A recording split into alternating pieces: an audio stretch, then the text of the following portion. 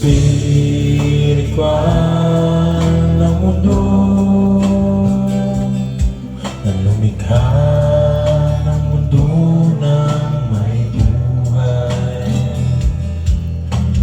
Ulap na naglalakbay sa kalawakan, kay gandang pagbastan tungo sa mundo upang kasiglahin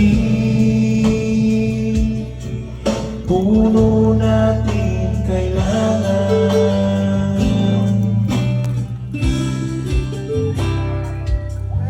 Nilikha niya tayo sa mundo para isanin espiritual sa tao, na hindi sa mga bato, di sa papel sulat ng tao, kundi sa buhay tulad ng tao na pinili ng agos at talon.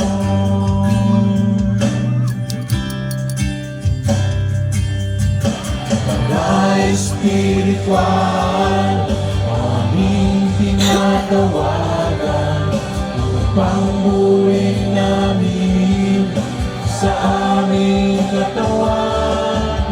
Mga espiritual na aming tinatawagan, araw, hangin at tubig, sila'y aming kailangan.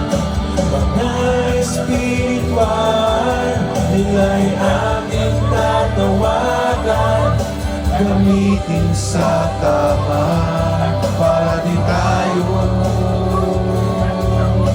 iwan.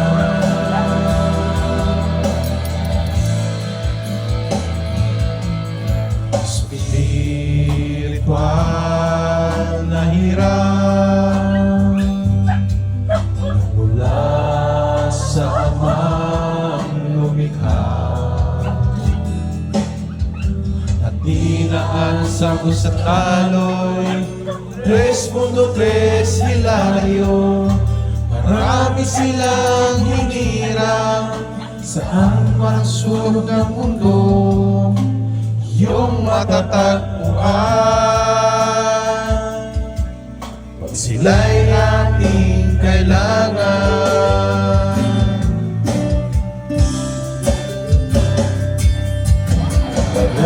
Espiritual aming tinatawagan upang buuin namin sa aming katawan. Mga espiritual na aming tinatawagan, araw, hangin at tubig, sila'y aming kailangan. Na espiritual, nila'y aming tatawagan, gamitin sa tama para di tayo iwan.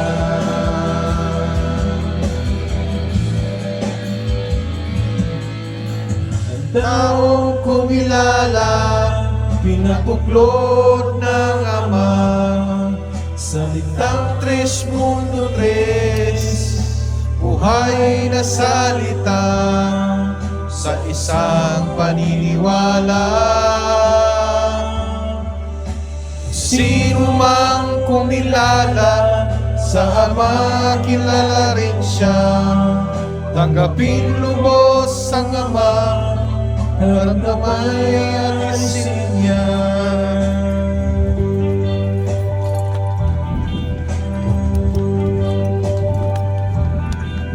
Huwag nang magduda pa, tawagin si Ama.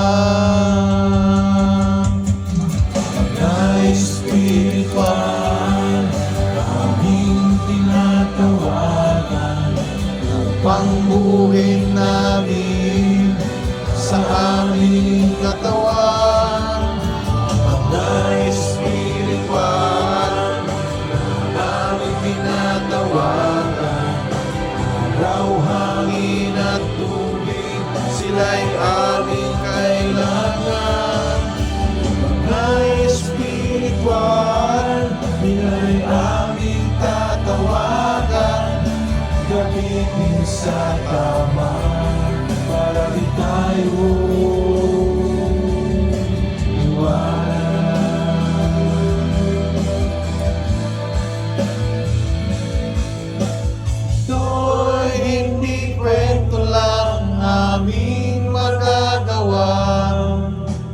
Buksan ang puso't isipan at damdamin sa Ama.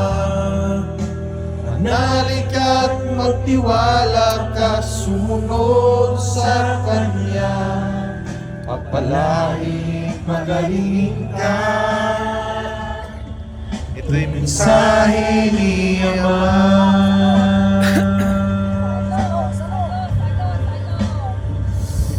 Nagsiguro ka sa'yo. Nagsiguro ka. Ibigay mo. Nagsiguro nga kayo eh. Bibigay na.